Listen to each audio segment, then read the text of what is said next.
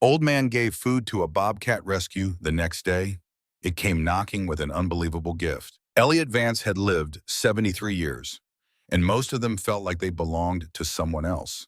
The white hair, the creased face, the hands that trembled slightly when he poured his morning coffee. These were the markings of time, and he wore them without complaint. His cabin sat deep in the Appalachian Mountains, far enough from any road that visitors were rare and usually lost. He had been a lawyer once, a good one, the kind who won cases and made money and wore expensive suits. But that life had ended when his wife Margaret died, and the city had seemed too loud, too crowded, too full of people who wanted things from him.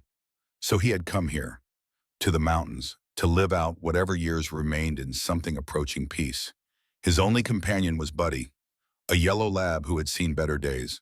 The dog was nearly as old as Elliot's retirement, with cloudy eyes and a limp in his back leg. But Buddy still followed him everywhere, still wagged his tail when Elliot spoke, still pressed his warm body against Elliot's legs on cold nights. The cabin itself was simple. One bedroom, a kitchen that barely deserved the name, a living room with a stone fireplace that Elliot fed constantly during winter. The walls were pine, the floor was pine, and the whole place smelled like the forest that surrounded it. He had running water from a well, electricity from solar panels he had installed himself after watching too many YouTube videos, and a wood stove that kept him alive when the temperature dropped below freezing. He did not think of himself as lonely. Loneliness required wanting something you did not have. And Elliot had trained himself not to want much. He read books. He took walks. He watched the seasons change with the attention of someone who had nothing else to watch. Spring brought wildflowers and birdsong. Summer brought heat and thunderstorms that shook the cabin's walls. Autumn brought colors so bright they hurt to look at. Winter brought silence. It was during one of those walks, 3 years after moving to the mountains, that he first saw her. The wildcat was drinking from the creek that ran behind his property. She was beautiful in the way wild things are beautiful, all muscle and alertness and contained violence. Her fur was tawny with dark spots, her ears tufted, her eyes a shocking green. A bobcat, he realized. He had seen pictures, but never the real thing. She looked up at him, water dripping from her muzzle, and for a long moment neither of them moved. Then she turned and vanished into the underbrush without a sound. After that, he saw her regularly, always at a distance, always watching.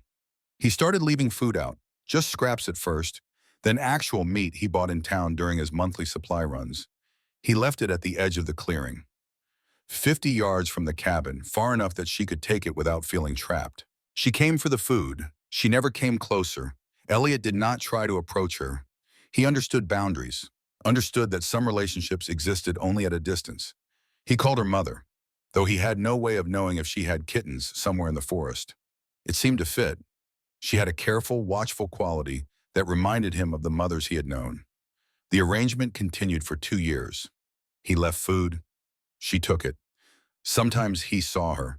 Sometimes he only saw the empty plate in the morning and knew she had been there while he slept. It was enough. Then the blizzard came. The weather service had been predicting it for days, using words like historic and unprecedented and life-threatening. Elliot had lived through enough mountain winters to take such warnings seriously. He stocked up on firewood, filled every container he owned with water in case the pipes froze, and made sure he had enough food for himself and Buddy to last 2 weeks. The snow started on a Tuesday morning and did not stop for 3 days. By the second day, Elliot could not see his truck from the cabin window. By the third day, the world outside was nothing but white, and the wind screamed like something dying. He kept the fire going. He kept Buddy close. He waited. On the fourth night, the scratching started. At first, he thought it was a branch against the door, driven by wind, but the sound was too rhythmic, too insistent. Buddy lifted his head from the rug and growled, a low rumble that Elliot felt more than heard. Elliot went to the door and listened. The scratching continued. Then, very faintly, he heard something else, a sound that might have been a cry, might have been the wind, might have been nothing at all. He opened the door. The cold hit him like a fist. Snow blew into the cabin, stinging his face, and for a moment he could see nothing. Then his eyes adjusted, and he saw Mother standing on his porch. She was not alone. At her feet was a kitten, barely visible in the snow. It was not moving. Mother looked at him with those green eyes, and in them he saw something he had never seen in a wild animal before. Desperation. She made a sound, half growl, half mew, and pushed the kitten toward him with her paw. Elliot stood frozen. This was impossible. Wild animals did not bring their young to humans. They hid them, protected them, kept them away from anything that might pose a threat. But here was Mother, offering her kitten to him like a gift, like a plea. He bent down slowly, keeping his eyes on Mother, half expecting her to attack. She did not move. The kitten was cold, so cold it barely registered as alive. He picked it up, feeling how light it was, how fragile. Its back legs hung at wrong angles. Broken. Mother watched him take her baby. Then she turned and disappeared into the storm. Elliot carried the kitten inside and shut the door. His hands were shaking, and not from the cold. He wrapped the tiny creature in a towel and held it close to the fire. It was a male. He could tell that much. Its eyes were closed. Its breathing was shallow and irregular. Buddy came over to sniff the bundle in Elliot's arms, then settled back down with a sigh, as if to say this was just one more strange thing the old man had brought into their lives. Elliot had no idea what to do. He had raised dogs, had owned cats as a child, but this was different. This was a wild animal, injured, possibly dying. He needed a vet. He needed someone who knew about these things. He looked out the window at the storm and knew he was not going anywhere tonight. So he did what he could. He kept the kitten warm. He dripped water into its mouth with an eyedropper.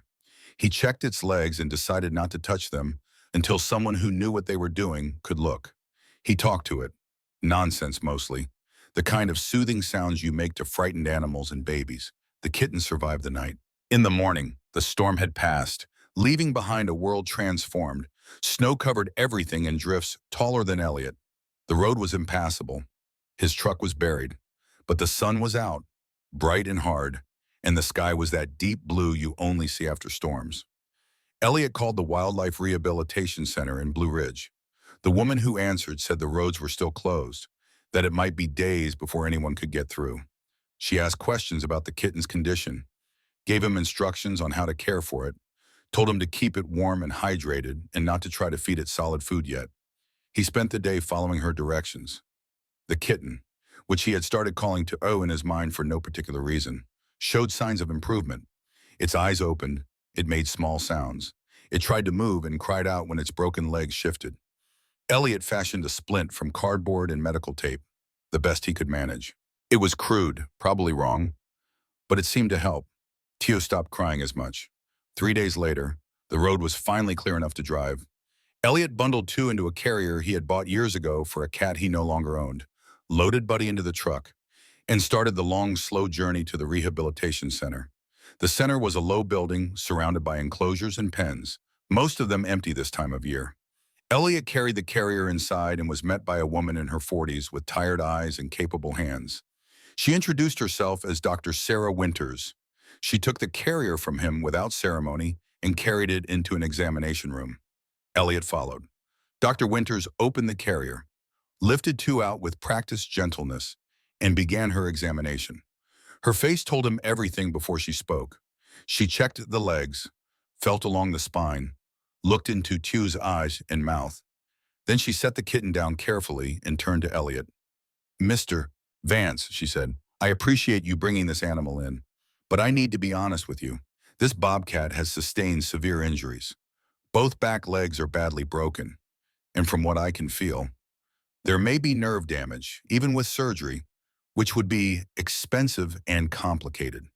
The chances of this animal returning to the wild are essentially zero." Elliot felt something sink in his chest. "What are you saying?" "I'm saying the kindest thing would be to euthanize. It won't feel any pain. It will just go to sleep." "No." The word came out before Elliot had time to think. Dr. Winters looked at him with something like pity. "Mr. Vance, I understand this is difficult, but keeping a severely disabled wild animal alive is not doing it any favors. It can never be released. It can never live the life it was meant to live. All we would be doing is prolonging suffering. You don't know that. Elliot heard his old lawyer voice coming back, the one he used in courtrooms. Firm, unyielding. You said there may be nerve damage. Maybe. That means you don't know for sure. Even if we operate, even if everything goes perfectly, this animal will never hunt, never run, never be wild. Then I'll take care of it. Stu Winters stared at him. You can't just keep a bobcat as a pet. Mr. Vance, there are laws, regulations. You would need to be a licensed rehabilitator. You would need proper facilities. The costs alone, I'll get licensed, I'll build whatever facilities are needed. Just tell me it's possible. They looked at each other across the examination table, across the small, broken body of a bobcat kitten that by all logic should not matter to either of them. Dr. Winters broke first. Why, she asked quietly, why do you care so much about this one animal? Elliot thought about Mother standing on his porch in the blizzard. He thought about those green eyes and what they had asked of him. He thought about promises made and kept, about the long years of loneliness, about wanting something in his life to matter. Because she trusted me, he said. The mother. She brought her baby to me. She asked me to help. How can I just let it die? Dr. Winters was quiet for a long time. Then she sighed. All right, I'll operate. But Mr. Vance, you need to understand what you're committing to. This is not a dog or a cat. This is a wild predator, even disabled, even raised by humans. It will never be tame. It will never be safe to handle the way you handle a pet. And if you cannot provide proper care, if you cannot get licensed and build appropriate facilities, I will have to euthanize anyway. Do you understand? I understand. The surgery will cost $3,000. Can you afford that? Elliot thought about his savings, the money he had put away from his law practice. He had been saving it for nothing in particular, for some vague future emergency. This seemed to qualify. I can afford it. Dr. Winters nodded. Then let's get started. The surgery took 4 hours. Elliot sat in the waiting room with Buddy at his feet, watching the winter sun move across the floor. He did not read the magazines on the table. He did not check his phone. He just sat and waited and tried not to think about what he would do if Tio died anyway. When Dr. Winters finally emerged, she looked exhausted. He made it through. Both legs are pinned. He'll need to stay here for at least 2 weeks for recovery and monitoring. After that, if all goes well, you can take him home. Elliot felt something loosen in his chest. Can I see him? He's still under anesthesia, but yes. She led him to a recovery room where Tio lay on a heated pad, his tiny body barely visible beneath bandages and splints. An IV line ran into his leg. His breathing was slow and steady. Elliot reached out, then stopped himself. Can I touch him? Gently. He put his hand on Tio's head, felt the soft fur, the warmth of living flesh. The kitten did not stir. Thank you, Elliot said. Dr. Winters shrugged. Don't thank me yet. We have a long way to go. She was right. The next 2 weeks were a cycle of worry and small victories. Tio developed an infection that required antibiotics. He refused to eat. He cried constantly, a sound that tore at Elliot every time he visited, but slowly, incrementally. He improved. The infection cleared. He started eating. The crying stopped. Dr. Winters began the process of teaching Elliot what he needed to know. She gave him books on bobcat biology and behavior. She explained about their dietary needs, their territorial instincts, their solitary nature.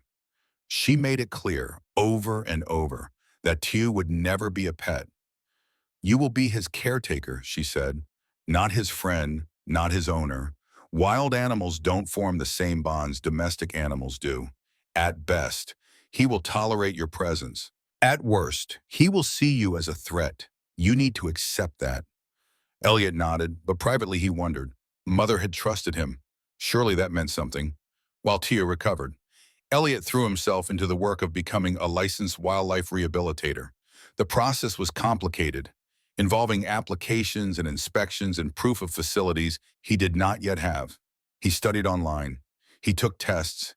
He failed some and retook them. His evenings, once spent reading novels or watching the fire, were now devoted to learning about wildlife medicine and rehabilitation protocols. He was 73 years old, learning things he should have learned decades ago. and it was the most alive he had felt since Margaret died. The building began in early spring, when the ground thawed enough to dig. Elliot hired a contractor from town, a man named Davis who asked no questions and did good work. Together, they constructed an enclosure behind the cabin, 20 feet by 30 feet, with chain link walls buried 2 feet deep to prevent digging out. They added a shelter box, raised platforms for climbing, logs and branches for enrichment. The cost ate through more of Elliot's savings, but he did not hesitate. Dr. Winters came to inspect before two could be released to his care. She walked the perimeter, checked the fence height, examined the shelter. She said little, but when she finished, she nodded. "This will work. It's better than I expected, actually. When can I bring him home?" "Tomorrow, if you want. But Mr. Vance, I need to say this one more time. What you are taking on is a lifetime commitment. Bobcats can live 15 years in captivity, sometimes longer. You'll be nearly 90 before he dies, assuming you outlive him. Are you sure about this?" Elliot looked at the enclosure, at the space he had built for a creature that would never fully trust him, never love him the way Buddy did. He thought again of Mother and her desperate trust. "I'm sure." He brought Tew home the next day. The kitten was bigger now, nearly 3 months old, though still small compared to what he would become. His legs had healed, but badly. He walked with a lurching gait, unable to put full weight on his back right leg. He would never run properly, never jump the way bobcats were meant to jump. Elliot carried the crate to the enclosure and opened it. Tew hobbled out, looked around at his new home, and immediately retreated to the shelter box. For the first week, he barely emerged. Elliot left food and water, cleaned the enclosure, and tried not to take the rejection personally. Dr. Winters had warned him. Wild animals were not grateful. They did not understand rescue. They only understood survival. But slowly, things changed. Tew began to venture out when Elliot was working in the enclosure. He would watch from a distance, eyes wary, body tense and ready to flee. Elliot talked to him as he worked, the same nonsense he had used during those first terrible nights. He never tried to touch him, never approached too quickly. One morning in late spring, Elliot was refilling the water bowl when he felt something brush his leg. He looked down and saw Tew standing beside him, close enough to touch. The bobcat looked up at him with amber eyes, then limped away to his favorite platform. It was not affection. Dr. Winters would have reminded him of that. It was tolerance, habituation, the simple recognition that this human was not a threat. But to Elliot, it felt like something more. It felt like the beginning of trust. The summer brought new challenges. Elliot's sister Eleanor called to say she was coming to visit. She lived in Charlotte, had 3 children and a busy life, and had not spoken to him more than twice a year since he moved to the mountains. The news that he was caring for an injured bobcat had apparently troubled her enough to make the drive. She arrived on a Saturday morning in a minivan full of worry. Elliot met her at the door with Buddy at his side, and before she could speak, he held up his hand. "I know what you're going to say. I'm too old for this. It's dangerous. I'm wasting my time and money. Did I miss anything?" Eleanor's mouth closed, then opened again. "Elliot, I'm concerned. You're 73 years old, living alone in the woods, taking care of a wild animal. What if something happens? What if you get hurt? Then I get hurt. People get hurt doing all kinds of things. At least I'm doing something that matters." Matters to who? A bobcat doesn't know you're helping it. It doesn't care. Elliot led her around the back to the enclosure. Tew was lying on his platform in a patch of sunlight, grooming himself with careful attention. When he saw them, he watched but did not flee. "Maybe he doesn't care," Elliot said quietly, "but his mother did. She brought him to me in a blizzard because she knew he would die otherwise. She trusted me with the most important thing in her world. How do I walk away from that?" Eleanor was quiet for a long time, watching the bobcat. Finally, she said, "Show me what you do. Show me how you take care of him." So he did. He showed her how he prepared Tew's food, the raw meat and supplements that mimicked a natural diet. He showed her the enrichment toys, the frozen treats he made during summer to help Tew stay cool. He explained the cleaning routine, the health checks he performed from a distance, the careful balance between providing care and respecting wildness. Eleanor listened, She asked questions, and when she left that evening, she hugged him tighter than she had in years. "I still think you're crazy," she said, "but I'm proud of you." 2 weeks later, she called to ask if she could bring her kids to visit, to teach them about wildlife. She said, about compassion and responsibility. Elliot said yes. The visits became regular. Eleanor's children, 2 boys and a girl ranging from 8 to 14, were fascinated by Tew. They asked endless questions. Why couldn't he be released? What did he eat? Did he have a name? Elliot answered everything patiently, watching their faces light up with understanding. He had not realized how much he missed teaching, missed sharing knowledge. In his law practice, he had mentored young attorneys. Here, with his nieces and nephew, he found a different kind of teaching. He showed them how to observe without disturbing, how to respect boundaries, how to see the value in a life that was different from their own. The girl, Emma, was especially interested. She started reading books about bobcats, about wildlife rehabilitation, about conservation. She asked if she could help with Tew's care when she visited. Elliot taught her how to prepare food, how to clean the enclosure while keeping safe distance, how to watch for signs of stress or illness. "Uncle Elliot," she asked one day, "when Tew dies, what will you do?" It was a child's bluntness, but the question was fair. "I don't know," he admitted. "Maybe I'll take care of another animal. Maybe I'll just remember him. Why I am?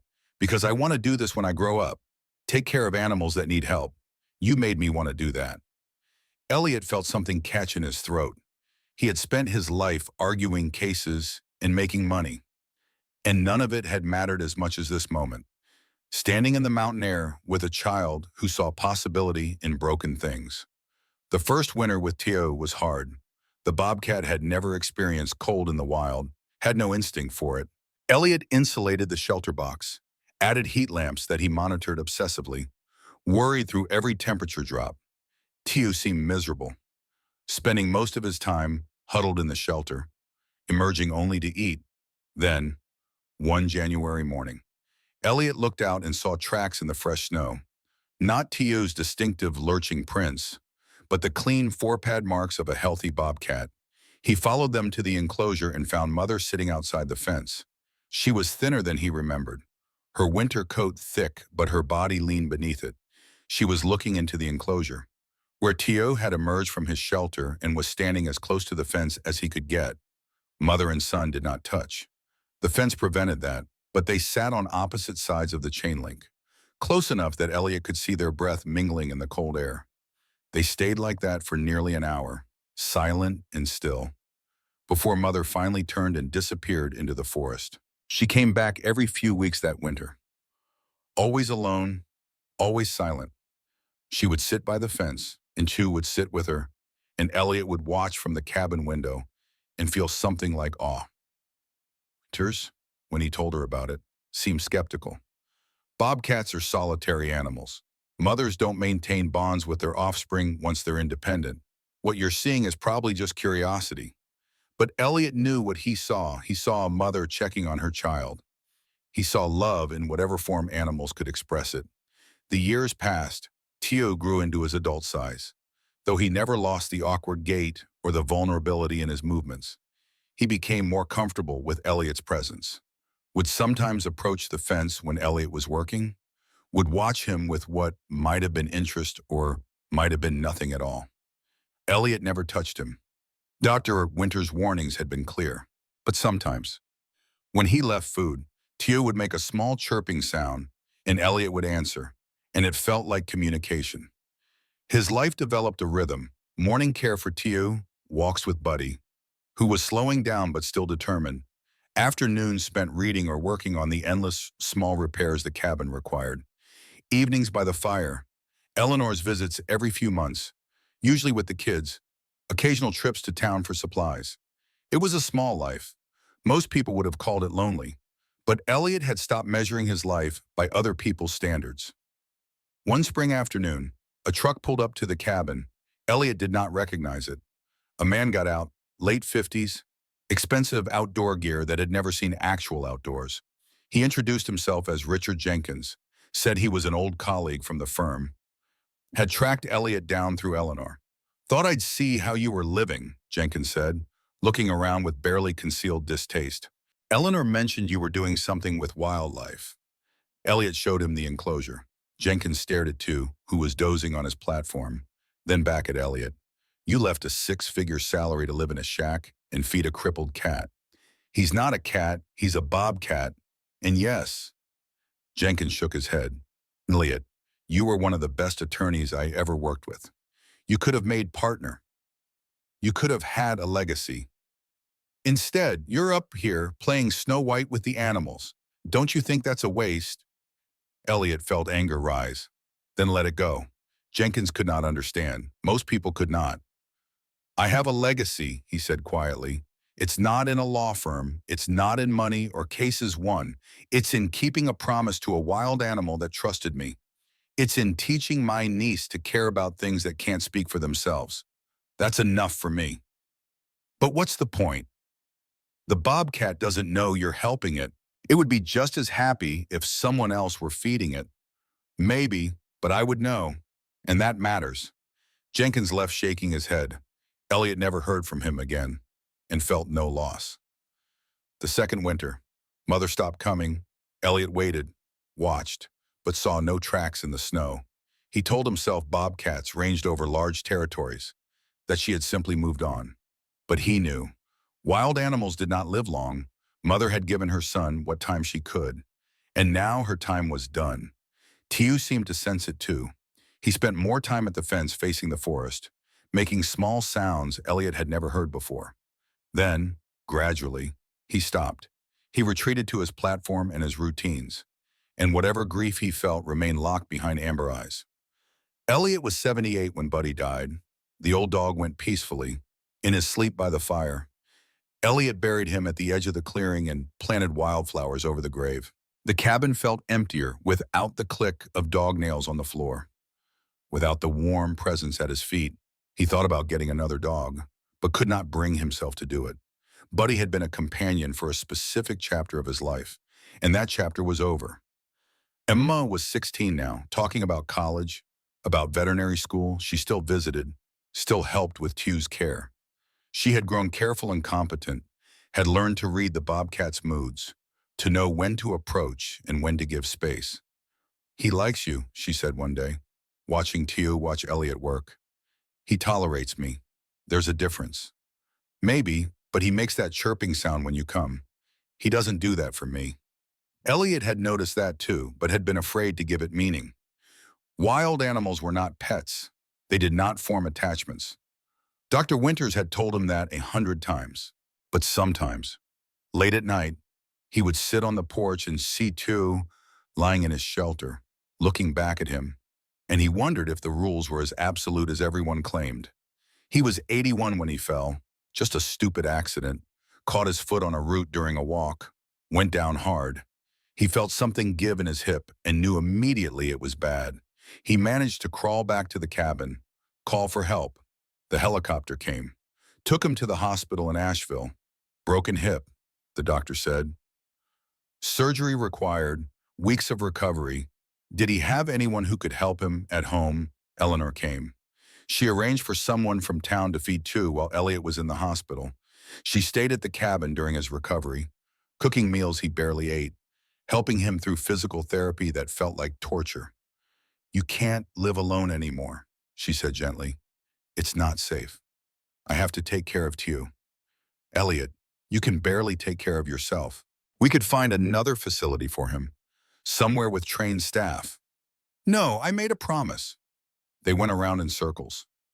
Eleanor worried. Elliot refused. Finally, they compromised. Eleanor would arrange for a part-time caretaker, someone who could help with the heavy work and check on Elliot daily. Elliot would accept the help and stop being stubborn about it.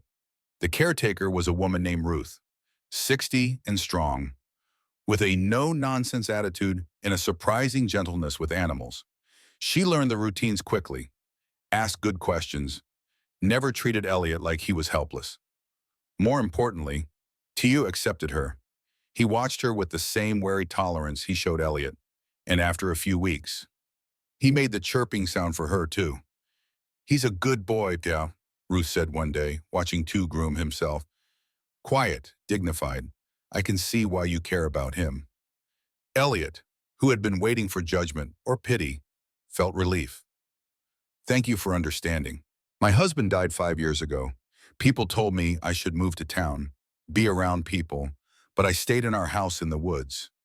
Everyone needs something to care for. For you. It's this bobcat. Nothing wrong with that. The years continued. Elliot moved slower, needed more help, felt time pressing in. But every morning he made his way to the enclosure. And every morning Tew was there, waiting with that patient wildness that had never quite disappeared.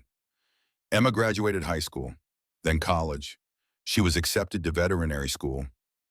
Called Elliot crying with joy. I'm going to do what you do, she said.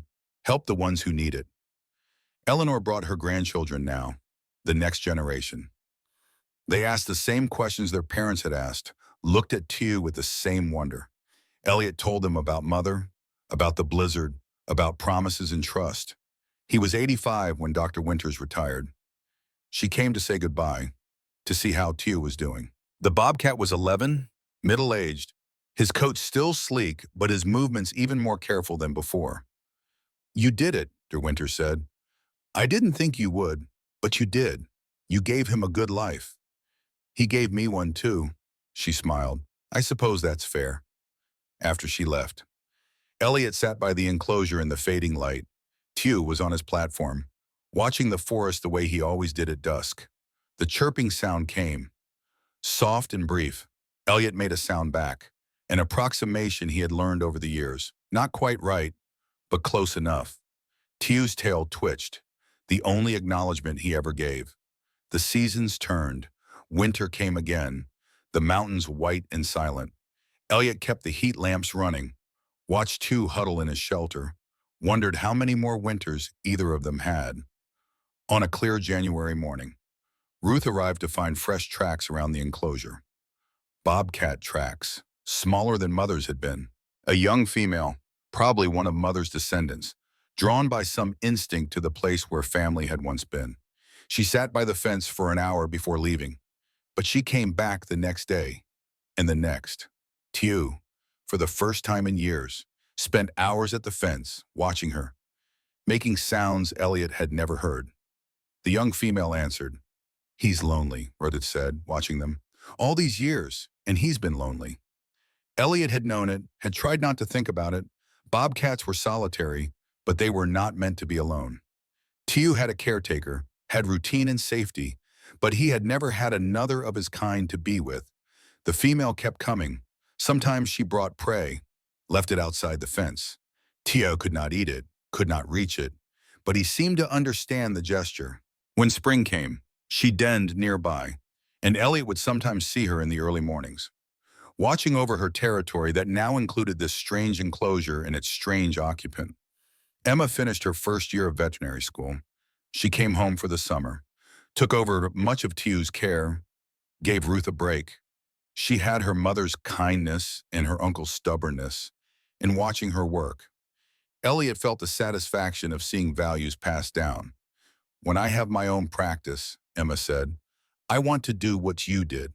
Take the hard cases, the ones everyone else says aren't worth it. It's not easy. The things worth doing never are. You taught me that. Elliot was 87 when he woke one morning and could not get out of bed. Not from pain, just from a bone-deep exhaustion that felt like the end of something. Ruth found him, called Eleanor, called the doctor. The doctor was kind but clear. Elliot's heart was giving out. There were treatments, but at his age, with his condition, they would only buy time, weeks, maybe months. I want to stay here, Elliot said, in my cabin with Tew. Eleanor argued, then cried, then accepted. They set up a hospital bed in the living room, arranged for hospice care. Ruth came daily. Emma took a leave from school to help. The days blurred together. Elliot slept more than he was awake. But every morning, someone would wheel him to the window where he could see the enclosure, where he could watch Tew going through his routines. The bobcat seemed to know something was wrong. He spent more time at the fence closest to the cabin, watching the window, making that chirping sound. Louder now, more insistent. "He's calling for you," Emma said quietly. Elliot could barely speak anymore, but he nodded. On a morning in late spring, when the mountains were green and the air was soft, Ruth wheeled Elliot's bed outside. It took effort, required help from Emma and the hospice nurse, but they managed. They set him up near the enclosure, close enough that only the fence separated him from Tew. The bobcat approached slowly, limping on his bad leg, his amber eyes fixed on Elliot. He came right to the fence, closer than he had ever come before. Elliot reached out a trembling hand. He knew he should not touch, knew all the rules, but the rules seemed small now, against the weight of 13 years and a promise kept. His fingers touched the fence on the other side. Tew pressed his face against the chain link, as close to contact as the barrier allowed. The chirping sound came, soft and sustained.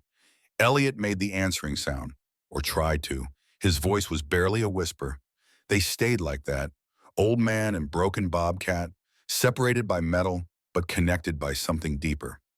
Emma stood back with tears on her face. Ruth held Eleanor's hand. Elliot thought of Mother, of her green eyes in the blizzard. He thought of the promise he had made, the life he had chosen, the years of purpose and meaning. He thought of Emma and her future, of values passed down, of broken things made whole in unexpected ways. He thought of Tew, who had never been tamed but had somehow learned trust, who had given an old man reason to wake up every morning, who had turned loneliness into purpose. The spring sun was warm, the mountains were eternal, and in the space between human and wild, in the gap that could never fully close but could be bridged with patience and care, Elliot Vance found his peace. He died 3 days later, with his family around him and the sound of a bobcat's call drifting through the open window. Ruth and Emma continued Tew's care. The bobcat lived 4 more years, growing old in the enclosure that had become his world. The young female still visited, still left prey at the fence, a wild companion for a creature caught between worlds. When Tew finally died, they buried him near Buddy, under the wildflowers. Emma, now a licensed veterinarian with her own rehabilitation facility, planted a tree between the graves. The tree grew tall and strong, its roots tangling with the bones of dog and bobcat, its branches reaching toward the mountains that had witnessed one old man's promise and the unexpected family it had created. And sometimes, on quiet spring mornings, visitors to Emma's facility would see a bobcat at the forest edge, watching the enclosures where broken animals learned to live again. Whether it was a descendant of Mother or just a wild creature drawn by instinct, no one could say. But Emma always left food at the boundary, just in case, because some promises, once made, echo through generations.